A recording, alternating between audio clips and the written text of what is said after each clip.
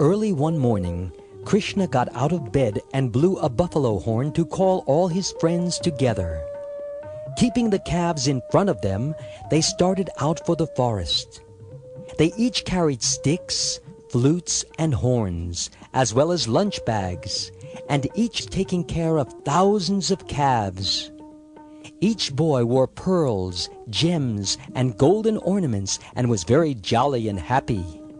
They began to pick up flowers, leaves, twigs, peacock feathers, and red clay from so many places in the forest.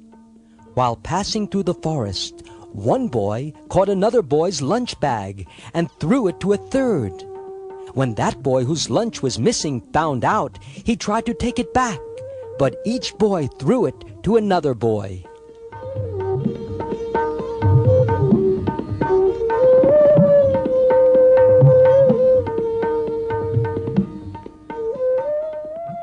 The boys played many games. One would say, "I will go and touch Krishna first." And another would say, "No, I'll touch Krishna first." Some of them played on their flutes or bugles made of buffalo horn. Some of them followed the peacocks and made sounds like the cuckoo. Cuckoo, cuckoo. While the birds flew in the sky, the boys chased their shadows along the ground and danced like the peacocks. Some of them climbed up the trees to sit with the monkeys. They caught the monkeys by the tails and teased them by jumping and making faces, showing their teeth to the monkeys. Others played with the frogs and jumped in the water after them. Some went to an empty well and laughed at the echoing sounds calling back to them from deep inside.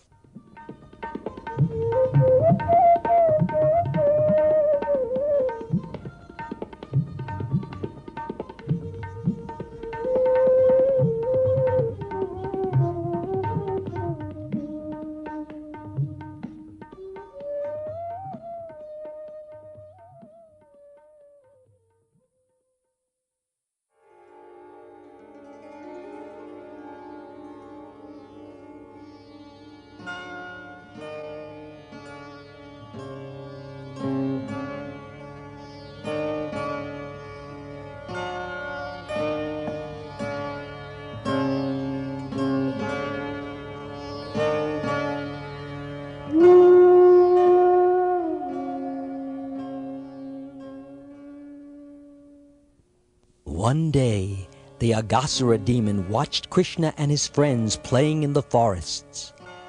Agasura was the younger brother of Putana and Bakasura, and he thought, "Krishna killed my brother and sister.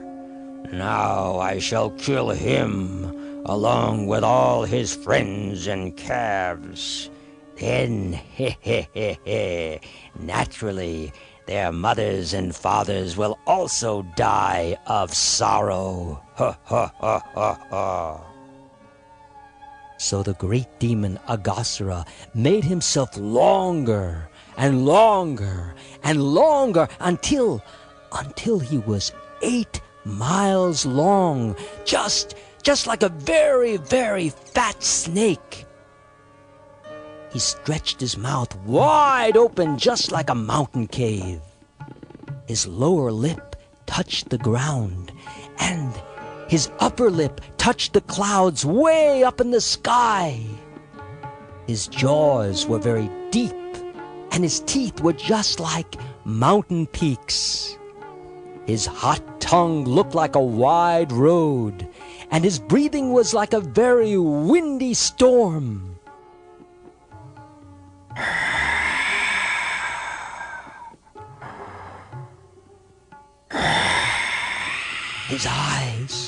His eyes were blazing like fire.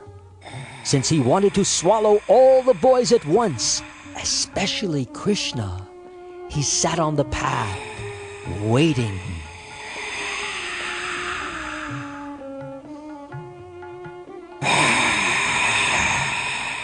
At first, the boys thought the demon was only a statue, but then they began to talk with each other about him. One said, "This looks like a huge snake which has opened its mouth wider and wider to eat all of us. But even if it were to swallow us all at once, it could not possibly swallow Krishna. Krishna will kill him easily, as he did Bakasura." All the boys looked at the beautiful lotus-like face of Krishna, and they began to clap and smile. They were not afraid, and so they marched forward right into the big open mouth of the serpent.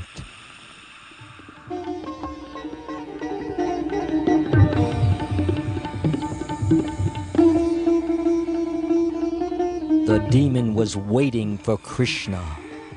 When Krishna went in, all the demigods who had gathered to see the fun, hiding in the clouds, began to cry, "Oh, alas, alas, alas!" Suddenly, Krishna began to grow bigger and bigger inside the demon's throat. Agasura demon coughed and choked.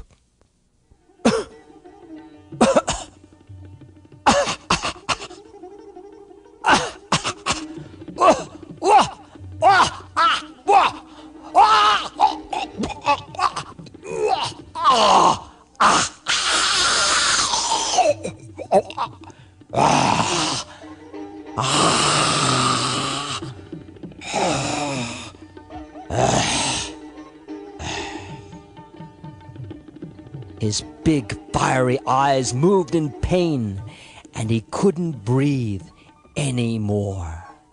His life air burst out of a hole in the top of his head.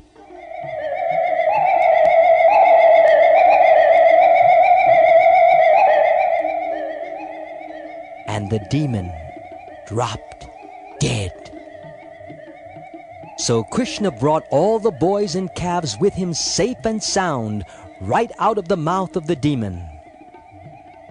Agasura's spirit soul was waiting in the sky like a dazzling light.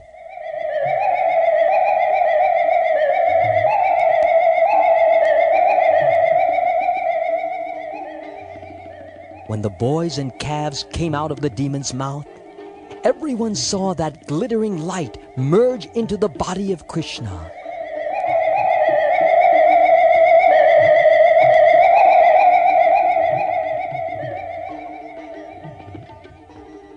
The demigods were very joyful and showered flowers on the Supreme Personality of Godhead Krishna.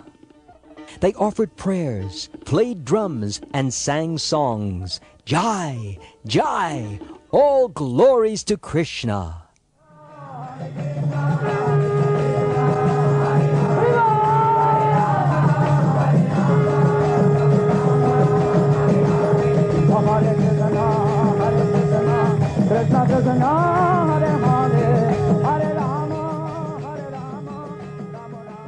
The gigantic mouth of the demon stayed open and didn't dry up for many, many days.